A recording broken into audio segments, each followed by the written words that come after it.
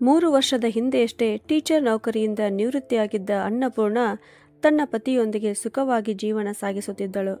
ಆದರೆ ಮಹಾಮಾರಿ ಅನ್ನುವುದು ಅವಳ ಪತಿಯನ್ನು ತನ್ನ ತೋಳತೆಕ್ಕೆಗೆ ತೆಗೆದುಕೊಂಡಿತ್ತು. ಪತಿಯನ್ನು ಕಳೆದುಕೊಂಡ ಅನ್ನಪೂರ್ಣ ಈಗ ಪೂರ್ತಿಯಾಗಿ ಒಂಟಿಯಾಗಿ ಹೋಗಿದ್ದಳು. ನಂತರ ಮಗ ಸೊಸೆಯ ಒತ್ತಾಯದ ಮೇರೆಗೆ ಅವರೊಂದಿಗೆ ಬೆಂಗಳೂರಿಗೆ ಬಂದಳು. ಅವಳ ಜೀವನ ಸಂಪೂರ್ಣವಾಗಿ ಬದಲಾಯಿತು. ಅವಳು ತನ್ನ ಗಂಡನನ್ನು ಕಳೆದುಕೊಳ್ಳುವುದರ ಜೊತೆಗೆ ಅವರೊಂದಿಗೆ 40 ವರ್ಷಗಳ ಕಾಲ ಸುಖ ಸಂತೋಷದಿಂದ ನೆಲೆಸಿದ್ದ ತನ್ನ ಕುಟುಂಬವನ್ನು ಕಳೆದುಕೊಂಡಿದ್ದಳು. ಮತ್ತು ಸಂತೋಷ ಮತ್ತು ದುಃಖದಲ್ಲಿ ಯಾವಾಗಲೂ ಅವಳೊಂದಿಗೆ ಇರುತ್ತಿದ್ದ ನೆರೆಹೊರೆಯವರನ್ನು ಸಹ ಕಳೆದುಕೊಂಡಿದ್ದಳು. ಅಂತಹ ದೊಡ್ಡ ನಗರದ ಪಾರ್ಕ್ ಒಂದರಲ್ಲಿ ಬೆಂಚ್ ಮೇಲೆ ಕುಳಿತಿದ್ದ ಅನ್ನಪೂರ್ಣ ತನ್ನದೇ ಆದ ವಿಚಾರದಲ್ಲಿ ಮುಳುಗಿದ್ದಳು. ಅದು ಮುಂಜಾನೆಯ ಸಮಯವಾಗಿತ್ತು. ಸ್ವಲ್ಪ ಜನ ಅಲ್ಲಿ ವಾಕಿಂಗ್ ಮಾಡುತ್ತಿದ್ದರೆ ಸ್ವಲ್ಪ ಜನ ಯೋಗಾಸನ ಮಾಡುತ್ತಿದ್ದರು ಮತ್ತು ಎಲ್ಲೋ ಸ್ವಲ್ಪ ಜನ ವೃದ್ಧರು ಕುಳಿತು ತಮ್ಮ ಹಿಂದಿನ ಜೀವನ ನೆನಪಿಸಿಕೊಳ್ಳುತ್ತಿದ್ದರು. ಆದರೆ ಅನ್ನಪೂರ್ಣ ತನ್ನದೇ ಆದ ವಿಚಾರದಲ್ಲಿ ಮಗ್ನವಾಗಿದ್ದಳು. ಆಗ ಅಚಾನಕ್ಕಾಗಿ ಬಂದ ಒಂದು ಧ್ವನಿಯು ಅವಳ ವಿಚಾರವನ್ನ ಭಗ್ನಗೊಳಿಸಿತು. ಜೀವನ ಅತಿ ಸುಂದರವಾಗಿದೆ, ನಗುತ್ತಾ ಇರಿ ಅಂತ ಹತ್ತಿರದ ಬೆಂಚಿನ ಮೇಲೆ ಕುಳಿತು ತನ್ನನ್ನು ನೋಡಿ ನಗುತ್ತಿರುವ ಸುಮಾರು 65ರಿಂದ 70 ವರ್ಷ ವಯಸ್ಸಿನ ವೃದ್ಧ ವ್ಯಕ್ತಿಯನ್ನ ಅನ್ನಪೂರ್ಣ ಗಮನಿಸಿದಳು. ಇಷ್ಟವಿಲ್ಲದಿದ್ದರೂ ಅವಳು ಪ್ರತಿಯಾಗಿ ನಗಲು ಪ್ರಾರಂಭಿಸಿದಳು. ಈ ಅಪರಿಚಿತ ನಗರದಲ್ಲಿ ಮೊದಲ ಬಾರಿಗೆ ಯಾರೋ ಒಬ್ಬರು ಅವಳನ್ನ ಮಾತನಾಡಿಸಿದ್ದರು. ಬಾಟಲ್ನಿಂದ ನೀರು ಕುಡಿಯುತ್ತಾ ಆ ವೃದ್ಧ ವ್ಯಕ್ತಿಯು, ನಾನು ಸೋಮೇಶ್ವರ್ ಅಂತ, ನಾನು ಇಲ್ಲಿಯ ಪಕ್ಕದ ಬಿಲ್ಡಿಂಗ್ನಲ್ಲಿ ಇರುತ್ತೇನೆ. ನೀವು ತುಂಬಾ ಬೇಜಾರಿನಲ್ಲಿ ಇದ್ದಂತೆ ಕಾಣುತ್ತೀರಿ. ಹಿಂದಿನ ವಿಷಯಗಳನ್ನ ಮರೆತು ಮುಂದೆ ಸಾಗಿರಿ ಅಂತ ಹೇಳುತ್ತಾ ಆ ವೃದ್ಧ ವ್ಯಕ್ತಿ ಮತ್ತೆ ವಾಕಿಂಗ್ ಮಾಡಲು ಹೊರಟ. ಅವರು ಹೋದ ನಂತರ ಅನ್ನಪೂರ್ಣ ತನ್ನ ಮನದಲ್ಲಿಯೇ, ಯಾರ ಜೀವನದಲ್ಲಿ ದುಃಖ ಇರುವುದಿಲ್ಲವೋ ಅವರಿಗೆ ಈ ಜೀವನ ಸುಂದರವಾಗಿಯೇ ಕಾಣುತ್ತದೆ. ಪುಗಸಟ್ಟೆ ತಿಳುವಳಿಕೆಯನ್ನ ಎಲ್ಲರೂ ಹೇಳುವವರೇ, ಆದರೆ ನಮ್ಮೊಳಗೆ ಏನು ನಡೆಯುತ್ತಿದೆ ಅಂತ ನಮಗಷ್ಟೇ ಗೊತ್ತು ಅಂದುಕೊಂಡಳು. ಈಗ ಪ್ರತಿದಿನ ಅನ್ನಪೂರ್ಣ ಪಾರ್ಕಿಗೆ ಬರತೊಡಗಿದಳು ಮತ್ತು ಹೆಚ್ಚು ಕಡಿಮೆ ಸೋಮೇಶ್ವರ್ ಎದುರಿಗೆ ಬಂದಾಗ ನಮಸ್ಕಾರ, ರಾಮ್ ರಾಮ್ ಹೇಳುವುದು ರೂಢಿಯಾಯಿತು. ಒಂದಿನ ಸೋಮೇಶ್ವರರು, ನೀವು ಬೇರೆ ಊರಿನಿಂದ ಬಂದವರಾ ಅಂತ ಕೇಳಿದರು. ಆಗ ಅನ್ನಪೂರ್ಣಳು, ಅಷ್ಟಕ್ಕೂ ನಾನು ಮೊದಲು ಬೆಳಗಾವಿಯಲ್ಲಿ ಇರುತ್ತಿದ್ದೆ. ಮಗ ಸೊಸೆ ನೌಕರಿ ಮಾಡುತ್ತಾರಲ್ಲ, ನನ್ನ ಮೊಮ್ಮಗನನ್ನ ನೋಡಿಕೊಳ್ಳಲು ನನ್ನನ್ನು ಮಗ ಸೊಸೆಯರು ಇಲ್ಲಿಗೆ ಕರೆದುಕೊಂಡು ಬಂದರು. ನನ್ನ ಪತಿ ತೀರಿಕೊಂಡ ನಂತರ ನಾನು ಬೆಳಗಾವಿಯಲ್ಲಿ ಸಂಪೂರ್ಣವಾಗಿ ಏಕಾಂಗಿಯಾಗಿದ್ದೆ. ನನ್ನ ಮಗಳ ಗಂಡನ ಮನೆಯೂ ಇಲ್ಲಿಯೇ ಬೆಂಗಳೂರಿನಲ್ಲಿದೆ. ಯಾವಾಗಲಾದರೊಮ್ಮೆ ಮಗಳನ್ನ ನೋಡಿದಂತೆ ಆಗುತ್ತದೆ ಅಂತ ಯೋಚಿಸಿ ಇಲ್ಲಿಗೆ ಬಂದಿದ್ದೇನೆ ಅಂತ ಹೇಳಿದಳು. ನಂತರ ಸೋಮೇಶ್ವರರು ಹೇಳಿದರು, ನಿಮಗೆ ಬೆಂಗಳೂರಿಗೆ ಸ್ವಾಗತ.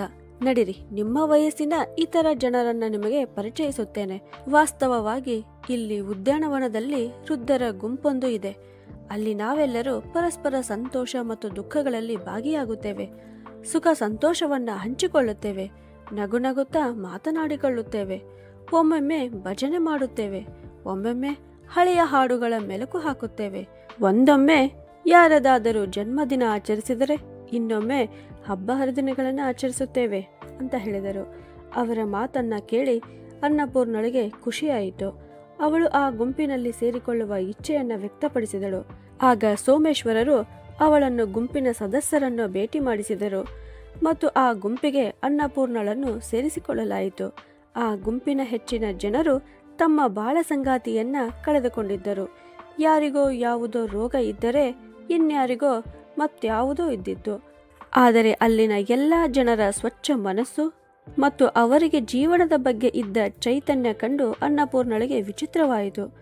ಅವರನ್ನು ಭೇಟಿಯಾದ ನಂತರ ಅವಳ ಬೇಜಾರು ಮತ್ತು ದುಃಖ ಎಲ್ಲೋ ದೂರ ಹೋಯಿತು.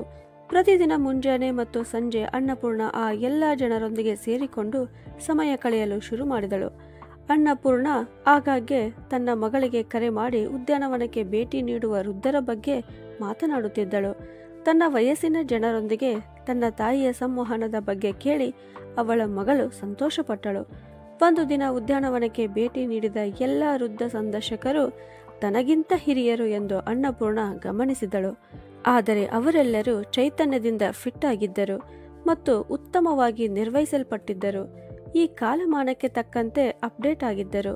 ಅನ್ನಪೂರ್ಣ ಮನೆಗೆ ಹಿಂತಿರುಗಿ ಕನ್ನಡಿಯಲ್ಲಿ ತನ್ನ ಮುಖವನ್ನು ತಾನು ನೋಡಿಕೊಂಡಳು ಮತ್ತು ಸಮಯಕ್ಕೂ ಮುನ್ನವೇ ಅವಳು ತನ್ನನ್ನು ತಾನು ವೃದ್ಧಳನ್ನಾಗಿ ಮಾಡಿಕೊಂಡಿರುವುದು ಅವಳ ಗಮನಕ್ಕೆ ಬಂದಿತು.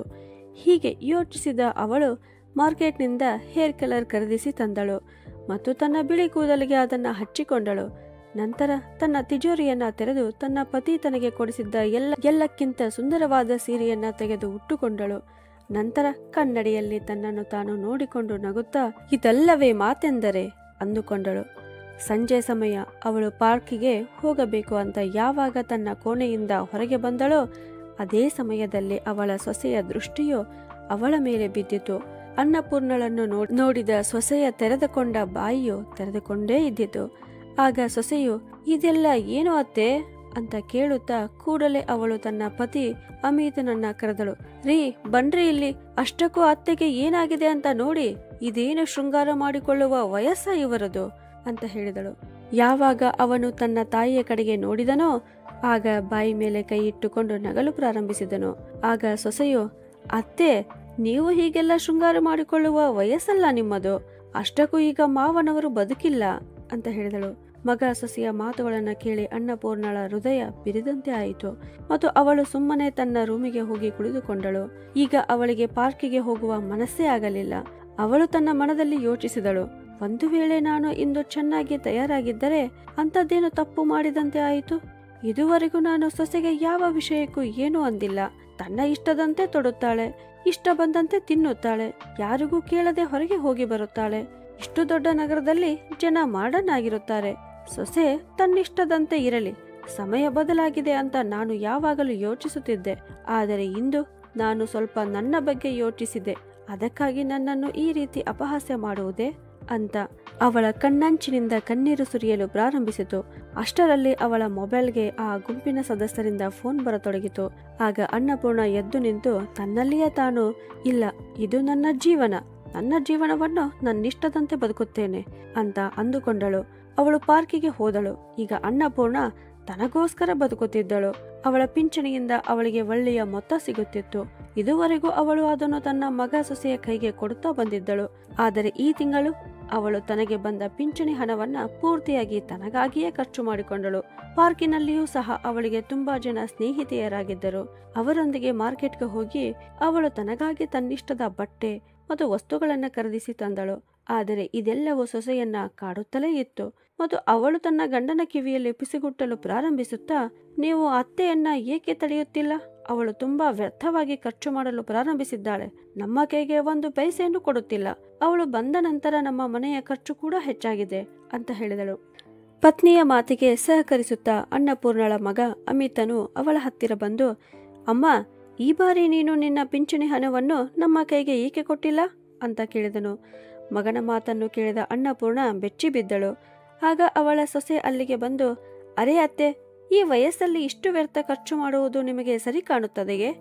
ಆ ಪಾರ್ಕಿಗೆ ಹೊರಟಾಗಿನಿಂದ ನೀವು ಸ್ವತಂತ್ರ ಪಕ್ಷಿ ಹಾಗೆ ಆಗಿದ್ದೀರಿ ಅಂತ ಹೇಳಿದಾಗ ಅನ್ನಪೂರ್ಣಳು, ಸೊಸೆ, ನಾನು ನಿಮ್ಮಿಬ್ಬರಿಗೂ ಪೂರ್ತಿಯಾಗಿ ಸ್ವತಂತ್ರ ಕೊಟ್ಟಿದ್ದೇನೆ. ಈಗ ನೀವು ನನ್ನ ಸ್ವತಂತ್ರದ ಬಗ್ಗೆ ನಿರ್ಣಯ ಮಾಡುವ ಹಾಗಿಲ್ಲ. ನಾನೇನು ಮಾಡುತ್ತೇನೋ ಅದು ನನ್ನ ಇಷ್ಟದಂತೆ ಮಾಡುತ್ತೇನೆ ಅಂತ ಹೇಳಿದಳು. ಅವಳ ಈ ಮಾತನ್ನು ಕೇಳಿದ ನಂತರ ಮಗ ಸೊಸೆ ಇಬ್ಬರು ಸುಮ್ಮನಾದರು. ಅನ್ನಪೂರ್ಣ ಅಡುಗೆಯಲ್ಲಿ ತುಂಬಾ ನುರಿತವಳಾಗಿದ್ದಳು. ಒಂದು ದಿನ ಅವಳು ಮನೆಯಲ್ಲಿ ಕ್ಯಾರೆಟ್ ಹಲ್ವಾ ತಯಾರಿಸಿದಳು ಮತ್ತು ತನ್ನ ಗುಂಪಿನ ಸದಸ್ಯರಿಗೂ ತಿನ್ನಲಿಕ್ಕೆ ಅಂತ ಉದ್ಯಾನವನಕ್ಕೆ ತೆಗೆದುಕೊಂಡು ಹೋದಳು. ಅಲ್ಲಿ ಎಲ್ಲರಿಗೂ ತಿನ್ನಲು ಕೊಟ್ಟಳು. ಆದರೆ ಸೋಮೇಶ್ವರರು ಅದನ್ನು ತೆಗೆದುಕೊಳ್ಳಲು ನಿರಾಕರಿಸಿದರು. ಅದಕ್ಕೆ ಅನ್ನಪೂರ್ಣಳು, ನಿಮಗೆ ಗಜ್ಜರಿ ಹಲ್ವಾ ಅಂದರೆ ಇಷ್ಟವಿಲ್ಲವಾ ಅಂದಳು. ಆಗ ಸೋಮೇಶ್ವರರು, ಇಲ್ಲ ಇಲ್ಲ, ಹಾಗೇನೂ ಇಲ್ಲ, ನನಗೆ ಗಜ್ಜರಿ ಹಲ್ವಾ ಅಂದರೆ ತುಂಬಾ ಇಷ್ಟ. ಆದರೆ ನನಗೆ ಸಕ್ಕರೆ ಕಾಯಿಲೆ ಮತ್ತು ರಕ್ತದೊತ್ತಡ ತೊಂದರೆ ಇದೆ. ಅದಕ್ಕಾಗಿ ನಾನು ಹೊರಗಿನ ಸಿಹಿ ತಿನಿಸಾದ ಗಜ್ಜರಿ ಹಲ್ವಾ ತಿನ್ನುವ ಹಾಗಿಲ್ಲ ಮತ್ತು ಮನೆಯಲ್ಲಿ ನನಗೆ ಅದನ್ನು ಮಾಡಿಕೊಳ್ಳಲು ಬರುವುದಿಲ್ಲ. ಅದಕ್ಕಾಗಿ ನಾನು ಅದನ್ನು ತಿನ್ನುವುದನ್ನೇ ಬಿಟ್ಟಿದ್ದೇನೆ ಅಂತ ಹೇಳಿದಾಗ ಅನ್ನಪೂರ್ಣಳು, ಹಾಗಿದ್ದರೆ ನಿಮ್ಮ ಮನೆಯಲ್ಲಿ ಯಾರೂ ಇರುವುದಿಲ್ಲವೇ ಅಂತ ಕೇಳಿದಳು. ಇದಕ್ಕೆ ಸೋಮೇಶ್ವರರಿಗೆ ಉತ್ತರಿಸಲಿಕ್ಕೆ ಆಗಲಿಲ್ಲ. ಅವರ ಕಣ್ಣಿಂದ ಒಂದೆರಡು ಕಣ್ಣೀರು ಹನಿಗಳು ಹೊರಬಂದು ಕೆನ್ನೆಯವರೆಗೂ ಹರಿದವು. ಆಗ ಅವರು ಅಲ್ಲಿಂದ ಎದ್ದು ಸುಮ್ಮನೆ ಮನೆಯ ಕಡೆಗೆ ಹೊರಟರು. 2 ದಿನಗಳು ಕಳೆದಿದ್ದವು. ಆದರೆ ಸೋಮೇಶ್ವರರು ಉದ್ಯಾನವನಕ್ಕೆ ಬಂದಿರಲಿಲ್ಲ. ಅವಳು ಗುಂಪಿನ ಸದಸ್ಯರನ್ನ ಕೇಳಿದಾಗ ಅವರು ಫೋನ್ ಎತ್ತುತ್ತಿಲ್ಲ ಎಂದು ತಿಳಿದು ಬಂದಿತು. ಅನ್ನಪೂರ್ಣಳಿಗೆ ಅವರ ಬಗ್ಗೆ ಚಿಂತೆ ಕಾಡುತ್ತಿತ್ತು. ಮತ್ತೆ ಮತ್ತೆ ಅವರ ನಗುತ್ತಿರುವ ಮುಖ ಅವಳ ಕಣ್ಣುಗಳ ಮುಂದೆ ಬರುತ್ತಿತ್ತು. ಯಾವಾಗ ಅವಳು ಪಾರ್ಕಿನಿಂದ ಮನೆಗೆ ಹೋಗಬೇಕು ಅಂತ ಹೊರಟಳೋ ಆಗ ಇದ್ದಕ್ಕಿದ್ದಂತೆ ಅವಳ ಹೆಜ್ಜೆಗಳು ಸೋಮೇಶ್ವರರ ಮನೆಯ ಕಡೆಗೆ ಹೊರಟವು. ಗಾರ್ಡನಿಂದ ಅವರ ಫ್ಲ್ಯಾಟ್ ನಂಬರ್ ತಿಳಿದುಕೊಂಡು ಅವರ ಮನೆಯ ಬಾಗಿಲ ಮುಂದೆ ನಿಂತು ಬೆಲ್ ಬಾರಿಸಿದಳು. ಸೋಮೇಶ್ವರರು ನಡುಗುವ ಕಾಲುಗಳಿಂದ ಬಂದು ಬಾಗಿಲು ತೆರೆದರು. ಯಾವಾಗ ಅವರು ಬಾಗಿಲ ಮುಂದೆ ನಿಂತಿದ್ದ ಅನ್ನಪೂರ್ಣಳನ್ನ ನೋಡಿದರೋ ಆಗ ಅವಳನ್ನ ನೋಡಿ ಬೆಚ್ಚಿಬಿದ್ದರು. ನಂತರ ಮತ್ತೆ ಅವಳನ್ನ ಒಳಗೆ ಕರೆದರು. ಅವರ ಈ ಪರಿಸ್ಥಿತಿ ಕಂಡು ಅನ್ನಪೂರ್ಣಳಿಗೆ ವಿಚಿತ್ರವಾಯಿತು. ಆಗ ಅವಳು, ನಿಮ್ಮ ಪರಿಸ್ಥಿತಿ ಇಷ್ಟೊಂದು ಕೆಟ್ಟಿದೆ, ಆದರೆ ನಿಮ್ಮನ್ನ ನೋಡಿಕೊಳ್ಳಲು ಮನೆಯಲ್ಲಿ ಯಾರೂ ಇಲ್ಲವೇ ಅಂತ ಕೇಳಿದಾಗ ಸೋಮೇಶ್ವರರು, ಅಷ್ಟಕ್ಕೂ ನಾನು ಒಬ್ಬನೇ ಇರುತ್ತೇನೆ ಅಂದರು. ಇದನ್ನು ಕೇಳಿದ ಅನ್ನಪೂರ್ಣಳಿಗೆ ಬೇಸರವಾಯಿತು. ಇಷ್ಟು ದೊಡ್ಡ ಮನಸ್ಸುಳ್ಳ ಮನುಷ್ಯರು, ಅದು ಏಕಾಂಗಿಯಾಗಿ, ಮತ್ತೆ ಅವರು ಅನಾರೋಗ್ಯದಿಂದ ಬಳಲುತ್ತಿರುವಾಗ ಅವರನ್ನು ನೋಡಿಕೊಳ್ಳಲು ಯಾರೂ ಇಲ್ಲದಾಗಿದೆ ಅಂತ ಯೋಚಿಸಿ ಅವಳು ಗುಂಪಿನ ಉಳಿದ ಸದಸ್ಯರಿಗೂ ಫೋನ್ ಮಾಡಿ ಕರೆದಳು. ಸೋಮೇಶ್ವರರು ಬೇಡ ಅಂತ ಬಹಳ ಕೇಳಿಕೊಂಡರು. ಆದರೆ ಅನ್ನಪೂರ್ಣ, ನೀವೇನು ಹೇಳುತ್ತಿದ್ದೀರಿ? ಯಾವ ವ್ಯಕ್ತಿಯು ನನಗೆ ಬದುಕಲು ಕಲಿಸಿದರೋ ಅವರನ್ನು ನಾನು ಹೇಗೆ ಏಕಾಂಗಿಯಾಗಿ ಬಿಡಬೇಕು ಅಂದಳು. ಸ್ವಲ್ಪ ಹೊತ್ತಿನಲ್ಲಿಯೇ ಅನ್ನಪೂರ್ಣ ಗುಂಪಿನ ಉಳಿದ ಸದಸ್ಯರ ಸಹಾಯದಿಂದ ಸೋಮೇಶ್ವರರನ್ನ ಡಾಕ್ಟರ್ ಹತ್ತಿರ ಕರೆದುಕೊಂಡು ಹೋದಳು. ಔಷಧಿಗಳನ್ನು ನೀಡುವಾಗ ವೈದ್ಯರು ಸರಿಯಾದ ಆಹಾರ ಕ್ರಮದಲ್ಲಿ ಮತ್ತು ಸಮಯಕ್ಕೆ ಸರಿಯಾಗಿ ಔಷಧಿಗಳನ್ನು ತೆಗೆದುಕೊಳ್ಳುವಂತೆ ಸೂಚಿಸಿದರು. ಆದರೆ ಅವರಿಗೆ ಆಹಾರ ಮತ್ತು ಪಾನೀಯದ ಸಮಸ್ಯೆ ಇದ್ದಿತು. ಅನ್ನಪೂರ್ಣ ಮತ್ತು ಗುಂಪಿನ ಇತರ ಇಬ್ಬರು ಮಹಿಳಾ ಸದಸ್ಯರು ಸರದಿಯಂತೆ ಅವರಿಗೆ ದಿನದ 3 ಹೊತ್ತಿನ ಊಟದ ವ್ಯವಸ್ಥೆಯನ್ನ ತಮ್ಮ ಮನೆಯಿಂದ ತಂದು ಕೊಡುವ ಜವಾಬ್ದಾರಿ ತೆಗೆದುಕೊಂಡರು. ಕಾಲಕಾಲಕ್ಕೆ ಅನ್ನಪೂರ್ಣ ಅವರಿಗೆ ಔಷಧಿ ತೆಗೆದುಕೊಳ್ಳುವಂತೆ ಸೂಚಿಸುತ್ತಿದ್ದಳು. ಕೆಲವೇ ದಿನಗಳಲ್ಲಿ ಸೋಮೇಶ್ವರರ ಸಂಪೂರ್ಣವಾಗಿ ಗುಣಮುಖರಾದರು ಮತ್ತು ಮತ್ತೆ ಉದ್ಯಾನವನಕ್ಕೆ ಬರಲು ಪ್ರಾರಂಭಿಸಿದರು. ಒಂದು ದಿನ ಅನ್ನಪೂರ್ಣ ಅವರಿಗೆ, ನಿಮಗೆ ಈ ಜಗತ್ತಿನಲ್ಲಿ ನಿಮ್ಮವರು ಅಂತ ಯಾರೂ ಇಲ್ಲವೇ ಅಂತ ಕೇಳಿದರು. ಇಂದು ಅನ್ನಪೂರ್ಣಳ ಮಾತನ್ನು ಸೋಮೇಶ್ವರರಿಗೆ ತಳ್ಳಿ ಹಾಕಲು ಆಗಲಿಲ್ಲ ಮತ್ತು ತಮ್ಮ ಹಿಂದಿನ ಜೀವನದ ಒಂದೊಂದೇ ಪುಟಗಳನ್ನು ತಿರುವಲು ನಿಂತರು ಮತ್ತು ನಗು ನಗುತ್ತಾ, ಅವು ಎಂತಹ ದಿನಗಳಾಗಿದ್ದವು, ನಾನು ನನ್ನ ಪತ್ನಿಯನ್ನು ಮದುವೆ ಮಾಡಿಕೊಂಡು ಬಂದ ದಿನಗಳು, ಎಷ್ಟೊಂದು ಸುಂದರವಾದ ಕನಸುಗಳನ್ನು ಕಟ್ಟಿಕೊಂಡಿದ್ದೆವು ನಾವು.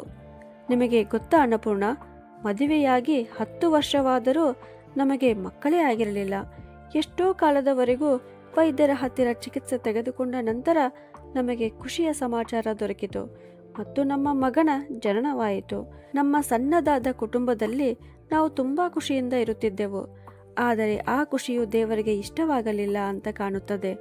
ನನ್ನ ಮಗನಿಗೆ ಕೇವಲ 5 ವರ್ಷ ತುಂಬಿತ್ತು.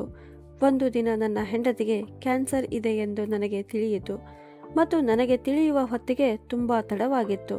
ನನ್ನ ಜೀವನ ಸಂಗಾತಿ ಈ ಲೋಕವನ್ನ ಶಾಶ್ವತವಾಗಿ ತೊರೆದಳು ಅಂತ ಹೇಳುತ್ತಾ ಸೋಮೇಶ್ವರರ ಗಂಟಲು ತುಂಬಿ ಬಂದಿತು. ಸಂಬಂಧಿಕರು ನನಗೆ ಮರು ಮದುವೆ ಆಗಲು ಸಲಹೆ ನೀಡಿದರು. ಆದರೆ ನನ್ನ ಏಕೈಕ ಮಗನನ್ನು ಅವನ ಮಲತಾಯಿಯ ಕೈಗೆ ಒಪ್ಪಿಸಲು ನಾನು ಬಯಸಲಿಲ್ಲ. ನಾನು ಒಬ್ಬಂಟಿಯಾಗಿ ಅವನಿಗೆ ತಾಯಿ ಮತ್ತು ತಂದೆ ಇಬ್ಬರ ಪ್ರೀತಿಯನ್ನ ಕೊಟ್ಟೆ. ಆದರೆ ನಾನು ಅವನಿಗೆ ಯಾವುದೇ ಕೊರತೆ ಆಗಲು ಬಿಡಲಿಲ್ಲ. ಆದರೆ ನೋಡಿ ಮಗ ಏನು ಮಾಡಿದ ಅಂತ. 1 ತಿಂಗಳು ಸುತ್ತಾಡಲಿಕ್ಕೆ ಅಮೆರಿಕಕ್ಕೆ ಹೋಗುತ್ತಿದ್ದೇವೆ ಅಂತ ಮಗ ಸೊಸೆ ಹೇಳಿ ಹೋದರು. ನಂತರ ನನಗೆ ಗೊತ್ತಾಯಿತು, ನಾವು ಯಾವ ಮನೆಯಲ್ಲಿ ವಾಸ ಇರುತ್ತಿದ್ದೆವೋ ಆ ಮನೆಯನ್ನು ನನ್ನ ಮಗ ಅಮೆರಿಕಕ್ಕೆ ಹೋಗುವ ಮೊದಲೇ ಮಾರಿಬಿಟ್ಟಿದ್ದ ಮತ್ತು 2 ತಿಂಗಳ ನಂತರ ಮನೆಯನ್ನು ಖಾಲಿ ಮಾಡಿಸಿಕೊಳ್ಳಿ ಅಂತ ಖರೀದಿಸಿದವರಿಗೆ ಹೇಳಿ ಹೋಗಿದ್ದ. ಅದರ ನಂತರ ಮಗ ಎಂದಿಗೂ ಮರಳಿ ಬರಲೇ ಇಲ್ಲ. ನಂತರ ಅವರು ಕಣ್ಣಲ್ಲಿ ಕಣ್ಣೀರು ತುಂಬಿಕೊಂಡು, ಒಂದು ವೇಳೆ ನಾನು ನನ್ನ ನಿವೃತ್ತಿಯ ಹಣವನ್ನು FD ಆಗಿ ಇಟ್ಟಿರದೇ ಹೋಗಿದ್ದರೆ ನಾನು ರಸ್ತೆಗೆ ಬಿದ್ದು ಬಿಡುತ್ತಿದ್ದೆ. ಅದೇ ಹಣದಿಂದ ನಾನು ಈ 2 ರೂಮಿನ ಮನೆಯನ್ನ ಖರೀದಿಸಿದೆ ಮತ್ತು ಇಲ್ಲಿಯೇ ವಾಸಿಸಲು ಶುರು ಮಾಡಿದೆ ಅಂತ ಹೇಳುತ್ತಾ ಅವರ ಕಣ್ಣುಗಳಿಂದ ಕಣ್ಣೀರು ಧಾರೆಯಾಗಿ ಹರಿಯಿತು. ಅನ್ನಪೂರ್ಣಳು ಅವರಿಗೆ ಧೈರ್ಯ ಹೇಳುತ್ತಾ, ಅರೆ, ಪ್ರತಿ ಕ್ಷಣ ನಗು ನಗುತ್ತಾ ಇರಬೇಕು ಅಂತ ನೀವೇ ನನಗೆ ಹೇಳುವುದಿಲ್ಲವೇ? ಆದರೆ ನೀವೇ ಈಗ ಆ ಮಾತನ್ನ ಮರೆತು ಬಿಟ್ಟೀರಾ ಅಂತ ಕೇಳಿದಳು. ಇಬ್ಬರು ತಮ್ಮ ಸುಖ ದುಃಖಗಳನ್ನು ಹಂಚಿಕೊಳ್ಳಬಹುದಾದ ಒಬ್ಬ ಸ್ನೇಹಿತನನ್ನ ಒಬ್ಬರಿಗೊಬ್ಬರು ಕಂಡುಕೊಂಡರು. ಕೆಲವು ದಿನಗಳ ನಂತರ ಅನ್ನಪೂರ್ಣ ಒಂದು ದಿನ ಉದ್ಯಾನವನಕ್ಕೆ ಹೋದಾಗ ಗುಂಪಿನಲ್ಲಿದ್ದ ಎಲ್ಲರೂ ದೊಡ್ಡದಾಗಿ ಮಾತನಾಡುತ್ತಿರುವುದನ್ನ ನೋಡಿ ಅವಳು ಆಶ್ಚರ್ಯಚಕಿತಳಾದಳು. ಏಕೆಂದರೆ ಗುಂಪಿನವರೆಲ್ಲರೂ ಸೇರಿ ಒಂದು ದೊಡ್ಡದಾದ ಕೇಕ್ ತರಿಸಿದ್ದರು. ಯಾವಾಗ ಅವಳು ಅವರಲ್ಲಿಗೆ ತಲುಪಿದಳೋ ಆಗ ಎಲ್ಲರೂ ಒಟ್ಟಿಗೆ ಕೂಗಿಕೊಂಡರು, ಜನ್ಮದಿನದ ಶುಭಾಶಯಗಳು ಅನ್ನಪೂರ್ಣ ಅಂತ. ಸ್ವತಃ ಅನ್ನಪೂರ್ಣಳಿಗೆ ಇಂದು ನನ್ನ ಜನ್ಮದಿನವಿದೆ ಅಂತ ನೆನಪಿರಲಿಲ್ಲ. ಎಲ್ಲರ ಅಷ್ಟು ಪ್ರೀತಿಯನ್ನ ಕಂಡು ಅವಳ ಕಣ್ಣುಗಳಲ್ಲಿ ಆನಂದ ಬಾಷ್ಪ ಉದುರಿತು. ಕೇಕ್ ಕತ್ತರಿಸಿದ ನಂತರ ಎಲ್ಲರೂ ಮೊಬೈಲ್ನಲ್ಲಿ ಫೋಟೋ ತೆಗೆದುಕೊಂಡರು. ಎಲ್ಲರೂ ಸೇರಿ ಒಂದು ಸುಂದರವಾದ ಸೀರೆಯನ್ನು ಅವಳಿಗೆ ಕೊಡುಗೆಯಾಗಿ ಕೊಟ್ಟರು. ನಂತರ ಅನ್ನಪೂರ್ಣಳು, ಇಂದು ನನ್ನ ಜನ್ಮದಿನ ಅಂತ ನಿಮಗೆಲ್ಲ ಹೇಗೆ ಗೊತ್ತಾಯಿತು ಅಂದಾಗ ಸೋಮೇಶ್ವರರು, ಅರೆ ಸೋಷಿಯಲ್ ಮೀಡಿಯಾದಿಂದ ಎಲ್ಲವೂ ತಿಳಿಯುತ್ತದೆ ಅಂತ ಹೇಳಿದರು. ಜನ್ಮದಿನ ಆಚರಿಸಿದ ನಂತರ ಅನ್ನಪೂರ್ಣ ತನ್ನ ಕೊಡುಗೆಯನ್ನ ತೆಗೆದುಕೊಂಡು ಮನೆಗೆ ತಲುಪಿದಳು ಮತ್ತು ಅದನ್ನು ಡೈನಿಂಗ್ ಟೇಬಲ್ ಮೇಲೆ ಇಟ್ಟಿದ್ದಳು. ಸೊಸೆಯ ದೃಷ್ಟಿಯು ಅದರ ಮೇಲೆ ಹೋಯಿತು. ಆಗ ಅವಳು, ಅರೆ ಇಷ್ಟು ಸುಂದರವಾದ ಸೀರೆ ನೀವು ನನಗಾಗಿ ತಂದಿದ್ದೀರಾ Amit? Thank you so much ಅಂತ ಹೇಳಿದಳು. ಆಗ ಅಮಿತ್ ಬೆಚ್ಚಿ ಬಿದ್ದು, ಇಲ್ಲ ಅದನ್ನು ನಾನಂತೂ ತಂದಿಲ್ಲ ಅಂದನು. ಅಷ್ಟರಲ್ಲಿ ಅನ್ನಪೂರ್ಣ ಫ್ರೆಶ್ ಆಗಿ ಬಂದಳು ಮತ್ತು ಈ ಸೀರೆ ನನ್ನದು ಸೊಸೆ ಅಂತ ಹೇಳಿದಳು.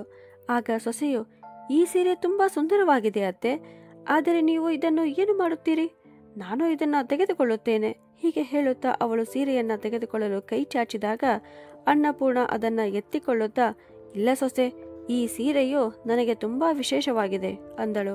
ಸೊಸೆಯು ಅತ್ತೆಯ ಮುಖವನ್ನ ನೋಡುತ್ತಾ ನಿಂತಳು. ನಂತರ ಅನ್ನಪೂರ್ಣಳು, ಅಷ್ಟಕ್ಕೂ ಇಂದು ನನ್ನ ಜನ್ಮದಿನ ಇತ್ತಲ್ಲ, ಅದಕ್ಕಾಗಿ ಪಾರ್ಕಿನಲ್ಲಿನ ಗುಂಪಿನ ಸದಸ್ಯರು ನನಗೆ ಇದನ್ನ ಕೊಡುಗೆಯಾಗಿ ಕೊಟ್ಟಿದ್ದಾರೆ ಅಂತ ಹೇಳಿದಳು. ಈ ಮಾತನ್ನು ಕೇಳಿ ಮಗ ಮತ್ತು ಸೊಸೆ ವಿಚಿತ್ರದಿಂದ, ಏನು ಇಂದು ನಿಮ್ಮ ಜನ್ಮದಿನ ಇದ್ದಿತೆ ಅಂತ ಹೇಳುವಾಗ ಅವರಿಬ್ಬರ ಕಣ್ಣುಗಳು ನಾಚಿಕೆಯಿಂದ ಕೆಳಗೆ ನೋಡುತ್ತಿದ್ದವು. ಆಗ ಅಮಿತನು, ಅಮ್ಮ ನೀನು ನಿನ್ನ ಜನ್ಮದಿನ ಆಚರಿಸಿಕೊಳ್ಳುವುದಿಲ್ಲವಲ್ಲ, ಅದಕ್ಕಾಗಿ ನಮಗೆ ನೆನಪೇ ಇರಲಿಲ್ಲ ಅಂದನು. ಆ ಕ್ಷಣದಲ್ಲಿ ಅನ್ನಪೂರ್ಣ ಹಳೆಯ ನೆನಪುಗಳಲ್ಲಿ ಕಳೆದು ಹೋದಳು. ಅವರ ಮಕ್ಕಳ ಹುಟ್ಟುಹಬ್ಬದಂದು ಅವಳು ಇಡೀ ದಿನ ಅಡಿಗೆ ಮನೆಯಲ್ಲಿ ಅವರ ನೆಚ್ಚಿನ ಭಕ್ಷ್ಯಗಳನ್ನು ಬೇಯಿಸುತ್ತಿದ್ದಳು ಮತ್ತು ನಂತರ ಸಂಜೆ ಅವರ ಸ್ನೇಹಿತರನ್ನ ಆಹ್ವಾನಿಸಿ ಪಾರ್ಟಿ ಮಾಡುತ್ತಿದ್ದಳು. ನಂತರ ಅವಳು ತನ್ನಲ್ಲಿಯೇ ಯೋಚಿಸುತ್ತಾ, ಹೋಗ್ಲಿ ಬಿಡು, ಅದು ಹಳೆಯ ಕಾಲದ ವಿಚಾರ. ಯಾವಾಗ ಮಗ ಸೊಸೆ ತಮ್ಮ ಜೀವನದಲ್ಲಿ ಚೆನ್ನಾಗಿರಬೇಕಾದರೆ ದೊಡ್ಡವರಾದ ನಾವು ಕೂಡ ನಮ್ಮ ಸಲುವಾಗಿ ಜೀವಿಸಬೇಕು ಅಂದುಕೊಂಡಳು. ಆದರೆ ಸೊಸೆಗೆ ತನ್ನ ಅತ್ತೆಯ ಈ ಪರಿವರ್ತನೆ ಸರಿ ಕಾಣಿಸಲಿಲ್ಲ. ಒಂದಿನ ಅನ್ನಪೂರ್ಣ ಪಾರ್ಕಿಗೆ ಹೋಗುವಾಗ ತನ್ನ ಮೊಬೈಲ್ ಒಯ್ಯುವುದನ್ನು ಮರೆತು ಬಿಟ್ಟಳು. ಆ ದಿನ ಮಗ ಮತ್ತು ಸೊಸೆ ಮನೆಗೆ ಬೇಗನೆ ಬಂದರು. ಸೊಸೆಯ ದೃಷ್ಟಿಯು ಅತ್ತೆಯ ಮೊಬೈಲ್ ಮೇಲೆ ಹೋಯಿತು. ಆಗ ಸೊಸೆ ಅದನ್ನು ಎತ್ತಿಕೊಂಡು ಚೆಕ್ ಮಾಡಲು ನಿಂತಳು. ಆದರೆ ತನ್ನ ಅತ್ತೆ ವಾಟ್ಸಪ್ ಮತ್ತು ಫೇಸ್ಬುಕ್ನಲ್ಲಿ ಇರುವುದನ್ನು ನೋಡಿದಾಗ ಅವಳು ದಿಗ್ಭ್ರಮೆಗೊಂಡಳು ಮತ್ತು ಸೋಮೇಶ್ವರರು ಕಳುಹಿಸಿದ ಶುಭೋದಯ ಮತ್ತು ಶುಭರಾತ್ರಿ ಅನ್ನುವ ಸಂದೇಶಗಳನ್ನು ಮತ್ತಷ್ಟು ಉಪ್ಪು ಖಾರ ಮಸಾಲೆ ಹಚ್ಚಿ ತನ್ನ ಪತಿಗೆ ತೋರಿಸಲು ಪ್ರಾರಂಭಿಸಿದಳು. ಈಗ ಮಗನಿಗೂ ತನ್ನ ತಾಯಿಯ ನಡತೆಯಲ್ಲಿ ದೋಷ ಕಾಣಿಸತೊಡಗಿತು. ಮತ್ತೇನೆತ್ತು, ಅನ್ನಪೂರ್ಣ ಮನೆಗೆ ಹಿಂತಿರುಗಿದ ತಕ್ಷಣ ಅವಳ ಮಗ ಮತ್ತು ಸೊಸೆ ಇಬ್ಬರು ಅವಳ ಮೇಲೆ ಮುಗಿಬೀಳಲು ಸಿದ್ಧರಾದರು. ತಮ್ಮ ತಾಯಿಗೆ ಮಾತನಾಡಲು ಅವಕಾಶವನ್ನೇ ನೀಡದೆ ಅವರು ಅವಳ ಚರಿತ್ರೆಯನ್ನ ಟೀಕಿಸಲು ಪ್ರಾರಂಭಿಸಿದರು. ಅನ್ನಪೂರ್ಣ ಸ್ತಬ್ಧವಾಗಿ ನಿಂತಿದ್ದಳು. ನಂತರ ತನ್ನನ್ನು ತಾನು ಸಂಭಾಳಿಸಿಕೊಂಡು, ಏನ್ ಸೊಸೆ, 2 ದಿನದ ಹಿಂದೆಯಷ್ಟೇ ನೀನು ನಿನ್ನ ಆಫೀಸ್ ಸ್ಟಾಫ್ಗೋಸ್ಕರ ಮನೆಯಲ್ಲಿ ಪಾರ್ಟಿ ಇಟ್ಟುಕೊಂಡಿದ್ದೀಯಲ್ಲ? ಆಗ ನಿನ್ನ ಆಫೀಸಿನ ಎಲ್ಲ ಗೆಳೆಯರು ಬಂದಿದ್ದರು. ಅದರಲ್ಲಿ ಪುರುಷರು ಇದ್ದರು ಮತ್ತು ಮಹಿಳೆಯರು ಸಹ ಇದ್ದರು. ಆದರೆ ನಾನು ನಿನ್ನ ಚರಿತ್ರೆಯ ಬಗ್ಗೆ ಒಂದಿಷ್ಟು ಏನು ಹೇಳಲಿಲ್ಲ. ಹಾಗಿದ್ದಾಗ ನೀನು ನನ್ನ ಬಗ್ಗೆ ಹೀಗೇಕೆ ಮಾತನಾಡಬಹುದು ಅಂತ ಕೇಳಿದಳು. ಅನ್ನಪೂರ್ಣಳ ಬಾಯಿಯಿಂದ 2 ಮಾತಿನ ಉತ್ತರ ಕೇಳಿದ ಅವಳ ಸೊಸೆಯ ಹತ್ತಿರ ಮತ್ತೆ ಮಾತನಾಡಲಿಕ್ಕೆ ಏನೂ ಉಳಿದಿರಲಿಲ್ಲ. ಅವಳು ದೊಡ್ಡ ಹೆಜ್ಜೆ ಇಡುತ್ತಾ ತನ್ನ ರೂಮಿಗೆ ಹೋದಳು. ಮರುದಿನ ಅನ್ನಪೂರ್ಣಳ ಮಗ ಮತ್ತು ಸೊಸೆ ಕಚೇರಿಗೆ ಹೋದ ನಂತರ ಅವಳು ತಮ್ಮ ಮೊಮ್ಮಗನಿಗೆ ಅಡಿಗೆ ತಯಾರಿಸಲು ಯಾವಾಗ ಅಡಿಗೆ ಮನೆಗೆ ಹೋದಳೋ ಆಗ ನೆಲದ ಮೇಲೆ ನೀರು ಚೆಲ್ಲಿದ್ದರಿಂದ ಅವಳು ಕಾಲು ಜಾರಿ ದಡ್ಬಡ್ ಸದ್ದಿನಿಂದ ನೆಲಕ್ಕೆ ಬಿದ್ದಳು. ಅವಳ ತೋಳಿಗೆ ಗಂಭೀರವಾದ ಗಾಯವಾಯಿತು ಮತ್ತು ತೀವ್ರವಾದ ಬೆನ್ನು ನೋವು ಅನುಭವಿಸುತ್ತಿದ್ದಳು. ಅವಳ ಮೊಮ್ಮಗ ತಕ್ಷಣ ತನ್ನ ತಂದೆಗೆ ಕರೆ ಮಾಡಿ ಎಲ್ಲವನ್ನೂ ಹೇಳಿ ಬೇಗನೆ ಬರಲು ಹೇಳಿದನು. ಅವಳನ್ನು ವೈದ್ಯರು ಪರೀಕ್ಷಿಸಿದ ನಂತರ ಅವಳ ಭುಜದ ಎಲುಬು ಫ್ರ್ಯಾಕ್ಚರ್ ಆಗಿದೆ ಅಂತ ತಿಳಿಯಿತು. ಡಾಕ್ಟರರು ಅವಳ ಭುಜಕ್ಕೆ ಪ್ಲಾಸ್ಟರ್ ಹಾಕಿ ಔಷಧಿ ಕೊಟ್ಟು ಸಂಜೆಯವರೆಗೆ ಮನೆಗೆ ಕಳುಹಿಸಿದರು. ಆದರೆ ಈಗ ಅನ್ನಪೂರ್ಣ ಪಾರ್ಕಿಗೆ ಹೋಗುವಂತಿರಲಿಲ್ಲ. ಸೋಮೇಶ್ವರರು ಅವಳಿಗೆ ಫೋನ್ ಅಥವಾ ಮೆಸೇಜ್ ಮಾಡುತ್ತಿದ್ದರು. ಅವಳು ಯಾವುದಕ್ಕೂ ಉತ್ತರಿಸಲಿಲ್ಲ. ಸುಮ್ಮನೆ ಮಲಗಿ ಕೇವಲ ಕಣ್ಣೀರು ಸುರಿಸುತ್ತಿದ್ದಳು. ಕೆಲಸದವಳು ಪ್ರತಿದಿನ ಅಡಿಗೆ ಮಾಡಿಟ್ಟು ಹೋಗುತ್ತಿದ್ದಳು ಮತ್ತು ಮಗ ಸೊಸೆ ತಮ್ಮ ಆಫೀಸ್ಗೆ ಹೋಗುತ್ತಿದ್ದರು. ಇಬ್ಬರಲ್ಲಿ ಯಾರೋ ಒಬ್ಬರು ಕೇವಲ ಒಂದು ದಿನವಾದರೂ ರಜೆ ತೆಗೆದುಕೊಳ್ಳಬೇಕು ಅಂತ ಯೋಚಿಸಲಿಲ್ಲ. ಅನ್ನಪೂರ್ಣಳಿಗೆ ಏಳಲಿಕ್ಕೆ ಕೂರಲಿಕ್ಕೆ ತುಂಬಾ ತೊಂದರೆ ಆಗುತ್ತಿತ್ತು. ಆದರೆ ಅದು ಯಾರಿಗೂ ಯಾವ ವ್ಯತ್ಯಾಸ ಕಾಣುತ್ತಿರಲಿಲ್ಲ. ಒಂದು ದಿನ ಗುಂಪಿನ ಎಲ್ಲ ವೃದ್ಧ ಸದಸ್ಯರು ಅನ್ನಪೂರ್ಣಳ ಮನೆಗೆ ಬಂದರು. ಯಾರದೋ ಕೈಯಲ್ಲಿ ಹೂವಿತ್ತು, ಮತ್ಯಾರದೋ ಕೈಯಲ್ಲಿ ಗೆಟ್ ವೆಲ್ ಸೂನ್ ಅನ್ನುವ ಕಾರ್ಡ್ ಇದ್ದಿದ್ದು. ಇನ್ಯಾರೋ ಸಮೋಸ ತೆಗೆದುಕೊಂಡು ಬಂದಿದ್ದರೆ ಮತ್ಯಾರೋ ಜಿಲೇಬಿ ತೆಗೆದುಕೊಂಡು ಬಂದಿದ್ದರು. ಅವರನ್ನ ನೋಡಿದ ತಕ್ಷಣ ಅನ್ನಪೂರ್ಣಳಿಗೆ ತನ್ನವರು ಯಾರೋ ಸಿಕ್ಕಿದಂತೆ ಭಾಸವಾಯಿತು. ಅವಳ ಮುಖದ ಮೇಲೆ ನಗು ಹರಡಿಕೊಂಡಿತು. ನಗುತ್ತಾ ಕಲಿಯುತ್ತಾ ಎಲ್ಲರೂ ರುಚಿಕರವಾದ ತಿಂಡಿಯ ಆನಂದವನ್ನ ಸವಿದರು. ಹೀಗೆ ನಗುತ್ತಾ ಮಾತನಾಡುತ್ತಾ 1 ಗಂಟೆ ಕಳೆಯಿತು. ಈಗ ಅನ್ನಪೂರ್ಣಳಿಗೆ ಚಿಂತೆ ಶುರುವಾಯಿತು. ಏಕೆಂದರೆ ಅವಳ ಮಗ ಸೊಸೆ ಮನೆಗೆ ಬರುವ ಸಮಯವಾಗಿತ್ತು. ಸೊಸೆ ಬಂದು ಏನಾದರೂ ಅಂದಾಳು ಅಂತ ಅವಳು ಒಳಗೆ ಹೆದರಿಕೊಳ್ಳುತ್ತಿದ್ದಳು. ಅದೇ ಸಮಯದಲ್ಲಿ ಬಾಗಿಲ ಕರೆಗಂಟೆ ಬಾರಿಸಿತು ಮತ್ತು ಮಗ ಸೊಸೆ ಒಳಗೆ ಬಂದರು. ಹಾಗೆ ಒಳಗೆ ಬಂದವರು ಒಳಗಿನ ದೃಶ್ಯ ಕಂಡು ದಂಗಾಗಿ ಹೋದರು. ಎಲ್ಲಾ ಜನ ಹೋದ ನಂತರ ಸೊಸೆಯು, ಅತ್ತೆ, ಇದು ನನ್ನ ಮನೆಯಾಗಿದೆ, ಯಾವುದೇ ಧರ್ಮಶಾಲೆಯಲ್ಲ. ಯಾರನ್ನು ಬೇಕೋ ಅವರನ್ನ ಕರೆದುಕೊಂಡು ಕೂರಲಿಕ್ಕೆ. ಹಾ ಅತ್ತೆ, ನೀವು ನಮ್ಮೆದುರಿಗೆ ತುಂಬಾ ನೋವಿದೆ ಅನ್ನುವ ತರ ನಾಟಕ ಮಾಡುತ್ತೀರಿ ಮತ್ತು ನಮ್ಮ ಬೆನ್ನ ಹಿಂದೆ ನಿಮ್ಮ ಗೆಳೆಯರನ್ನ ಮನೆಗೆ ಕರೆದು ಪಾರ್ಟಿ ಮಾಡುತ್ತೀರಿ. ಅರೆ, ಸ್ವಲ್ಪವಾದರೂ ನಾಚಿಕೆ ಆಗೋದಿಲ್ಲವೇ ನಿಮಗೆ? ನಿಮ್ಮ ಇಂತಹ ನಡವಳಿಕೆಯಿಂದ ನಮ್ಮ ಮಕ್ಕಳ ಮೇಲೆ ಯಾವ ಪರಿಣಾಮ ಬೀರುತ್ತದೆ ಗೊತ್ತಾ ನಿಮಗೆ ಅಂತ ಹೇಳಿದಳು. ಸೊಸೆಯ ಮಾತುಗಳನ್ನು ಕೇಳಿ ಅನ್ನಪೂರ್ಣ ಸುಮ್ಮನೆ ಹಾಸಿಗೆಯಲ್ಲಿ ಮಲಗಿಕೊಂಡಿದ್ದಳು. ಇಂದು ಅವಳಿಗೆ ತನ್ನ ಪತಿಯ ನೆನಪುಗಳು ಕಾಡತೊಡಗಿದವು. ಅವರಿದ್ದಾಗ ನನಗೆ ಯಾರು ಬೆರಳು ಮಾಡಿ ತೋರಿಸುವ ಧೈರ್ಯ ಮಾಡುತ್ತಿರಲಿಲ್ಲ ಅಂತ ಯೋಚಿಸಿದಳು. ಆದರೆ ಇಂದು ಅವಳು ಅಪಮಾನದ ಕಹಿ ಗುಟುಕನ್ನು ಕುಡಿಯಲು ಒತ್ತಾಯಿಸಲ್ಪಡುತ್ತಿದ್ದಳು. ದಿನಗಳು ಕಳೆಯುತ್ತಾ ಹೋದವು. ಸುಮಾರು 1.5 ತಿಂಗಳ ನಂತರ ಅನ್ನಪೂರ್ಣಳ ಪ್ಲಾಸ್ಟರ್ ಬಿಚ್ಚಲಾಯಿತು. ಈಗ ಅವಳು ಮತ್ತೆ ಪಾರ್ಕಿಗೆ ಹೊರಟಳು. ನಿಧಾನವಾಗಿ ಅವಳ ಮುಖದಲ್ಲಿ ಮರಳಿ ನಗು ಮೂಡಲು ಪ್ರಾರಂಭಿಸಿತು. ಆದರೆ ಸೊಸೆಯ ಬೈಗುಳಗಳು ನಿಲ್ಲುವ ಹಾಗೆ ಕಾಣುತ್ತಿರಲಿಲ್ಲ ಮತ್ತು ಮಗನಾದವನು ಎಲ್ಲವನ್ನೂ ಕೇಳಿಯೂ ಕೇಳದಂತೆ ಸುಮ್ಮನಿರುತ್ತಿದ್ದ. ಮನೆಯ ವಾತಾವರಣದಿಂದ ಬೇಸತ್ತ ಅನ್ನಪೂರ್ಣ ಒಂದು ನಿರ್ಧಾರಕ್ಕೆ ಬಂದಳು. ಸಾಕು, ಇನ್ನು ಸಹಿಸಲ್ಲ. ಜೀವನದ ಸಂಜೆ ಆಗುತ್ತಾ ಬಂದಿದೆ. ಜೀವನ ಯಾವಾಗ ಕೊನೆಗೊಳ್ಳುತ್ತದೆ ಅಂತ ಯಾರಿಗೆ ಗೊತ್ತು? ಅದಕ್ಕಾಗಿ ನಾನು ಇನ್ನು ಮುಂದೆ ನನಗಾಗಿ ಬದುಕಬೇಕು. ನನಗೇನು ಇಷ್ಟವೋ ಅದನ್ನೇ ಮಾಡುತ್ತೇನೆ ಅಂದುಕೊಂಡಳು ಮತ್ತು ಮಗ ಸೊಸೆಯ ಮೋಹವನ್ನ ತೊಡೆದು ಹಾಕಿ ಅವಳು ಒಂದು ದಿನ ನಿರ್ಧಾರ ಮಾಡಿಯೇ ಬಿಟ್ಟಳು ಮತ್ತು ಎದುರಿನ ಬಿಲ್ಡಿಂಗ್ನಲ್ಲಿ 2 ರೂಮಿನ ಒಂದು ಮನೆಯನ್ನ ಬಾಡಿಗೆ ಹಿಡಿದಳು. ಮಗ ಅವಳನ್ನು ತಡೆಯಲು ಪ್ರಯತ್ನಿಸಿದಾಗ ಅವಳು ಸ್ಪಷ್ಟವಾಗಿ, ನಾನಿನ್ನು ಯಾರಿಗೂ ಹೊರೆಯಾಗಿ ಬದುಕಲು ಇಷ್ಟಪಡುವುದಿಲ್ಲ ಅಂತ ಹೇಳಿದಳು. ಆಗ ಸೊಸೆಯು, ಹಾ, ಈಗ ಹೊಸ ರೆಕ್ಕೆಗಳು ಬಂದು ಬಿಟ್ಟಿವೆ ನಿಮಗೆ, ಅದಕ್ಕೆ ಸ್ವತಂತ್ರವಾಗಿ ಹಾರಲು ಬಯಸುತ್ತಿದ್ದೀರಿ ನೀವು ಅಂತ ಹೇಳಿದಳು. ಅದಕ್ಕೆ ಅನ್ನಪೂರ್ಣ ಸಿಟ್ಟು ಮಾಡಿಕೊಳ್ಳುವ ಬದಲಾಗಿ ನಗುತ್ತಾ, ಖಂಡಿತವಾಗಿ ಈಗ ನಾನು ನನ್ನ ಅರ್ಧಕ್ಕೆ ನಿಂತ ಕನಸುಗಳನ್ನು ಈಡೇರಿಸಿಕೊಳ್ಳುತ್ತೇನೆ ಅಂತ ಹೇಳಿ ಅವಳು ತನ್ನ ಸಾಮಾನುಗಳನ್ನು ಪ್ಯಾಕ್ ಮಾಡಿದಳು ಮತ್ತು ತನ್ನ ಮನೆಗೆ ಶಿಫ್ಟ್ ಆದಳು. ಅವಳಿಗೆ ಅಷ್ಟು ಪಿಂಚಣಿ ಬಂದೇ ಬರುತ್ತಿತ್ತು. ಅದರಿಂದ ಒಬ್ಬ ಮನೆ ಕೆಲಸದವಳನ್ನು ಇಟ್ಟುಕೊಂಡು ತನ್ನ ಜೀವನ ಸಲೀಸಾಗಿ ಸಾಗಿಸಬಹುದಿತ್ತು. ಈಗ ಅನ್ನಪೂರ್ಣ ತನ್ನ ಜೀವನವನ್ನು ನೆಮ್ಮದಿಯಿಂದ ಕಳೆಯಲು ಶುರು ಮಾಡಿದಳು. ಅವಳ ಮಗ ಮತ್ತು ಮೊಮ್ಮಗ ಯಾವಾಗಲಾದರೊಮ್ಮೆ ಅವಳನ್ನು ಭೇಟಿಯಾಗಲು ಬರುತ್ತಿದ್ದರು. ಆದರೆ ಸೊಸೆಯಾದವಳು ಆ ಕಷ್ಟವನ್ನು ತೆಗೆದುಕೊಳ್ಳಲಿಲ್ಲ. ಬಹಳಷ್ಟು ಬಾರಿ ಸೋಮೇಶ್ವರರು ಸಂಜೆಯ ಚಹಾವನ್ನು ಅವಳ ಮನೆಯಲ್ಲೇ ಕುಡಿಯುತ್ತಿದ್ದರು. ಅಷ್ಟಕ್ಕೂ ಪಾರ್ಕಿನ ಗುಂಪಿನ ಅನ್ಯ ಸದಸ್ಯರು ಕೂಡ ಬಹಳಷ್ಟು ಬಾರಿ ಅನ್ನಪೂರ್ಣಳ ಮನೆಗೆ ಬಂದು ಹೋಗುತ್ತಿದ್ದರು. ಈಗ ಅನ್ನಪೂರ್ಣ ಸ್ವಯಂ ಸ್ವತಂತ್ರದ ಭಾವನೆ ಅನುಭವಿಸುತ್ತಿದ್ದಳು. ತಾನು ಬೇರೆ ಮನೆ ಮಾಡಿಕೊಂಡು ವಾಸಿಸುವುದನ್ನು ಅನ್ನಪೂರ್ಣ ತನ್ನ ಮಗಳಿಗೂ ಹೇಳಿದ್ದಳು. ಈ ಮಾತಿನಿಂದ ಅವಳ ಮಗಳಿಗೆ ಸ್ವಲ್ಪ ದುಃಖವಾದರೂ ಒಂದು ನೆಮ್ಮದಿಯೂ ಇದ್ದಿತು. ತನ್ನ ತಾಯಿ ಈಗ ತನ್ನ ಇಷ್ಟದಂತೆ ಬದುಕುತ್ತಾಳೆ ಅಂತ. ಒಂದು ದಿನ ಅನ್ನಪೂರ್ಣ ಯಾವಾಗ ತನ್ನ ಮಗ ಸೊಸೆಯನ್ನು ತನ್ನ ಬಾಗಿಲ ಮುಂದೆ ನೋಡಿದಳೋ ಆಗ ದಿಗ್ಭ್ರಮೆಗೊಂಡಳು. ಅನ್ನಪೂರ್ಣ ಏನೋ ಹೇಳಬೇಕು ಅನ್ನುವಷ್ಟರಲ್ಲಿ ಅವಳ ಸೊಸೆಯು ಬೇಗನೆ ಒಳಗೆ ಬಂದು, ಅತ್ತೆ, ನಾಚಿಕೆ ಮಾನ ಮರ್ಯಾದೆ ಅನ್ನುವುದು ಇದೆಯೋ ಇಲ್ಲವೋ ನಿಮಗೆ? ಸಮಾಜದಲ್ಲಿರುವ ಜನರು ನಿಮ್ಮ ಬಗ್ಗೆ ಏನು ಮಾತನಾಡುತ್ತಿದ್ದಾರೆಂದು ನಿಮಗೆ ತಿಳಿದಿದೆಯೇ? ನಿಮ್ಮ ಮತ್ತು ಸೋಮೇಶ್ವರರ ನಡುವೆ ಏನು ನಡೆಯುತ್ತಿದೆ ಅಂತ ಕೇಳಿದಳು. ನಂತರ ಅನ್ನಪೂರ್ಣ, ಮಗನೇ, ನನಗೆ ಈ ಸಮಾಜದ ಜನರ ಮಾತುಗಳಿಂದ ಯಾವ ವ್ಯತ್ಯಾಸ ಆಗುವುದಿಲ್ಲ. ನನಗಷ್ಟೇ ಗೊತ್ತು. ನಾನು ನನ್ನ ಪೂರ್ತಿ ವಯಸ್ಸನ್ನು ನನ್ನ ಜವಾಬ್ದಾರಿಗಳನ್ನು ನಿರ್ವಹಿಸುತ್ತಲೇ ಕಳೆದುಕೊಂಡೆ.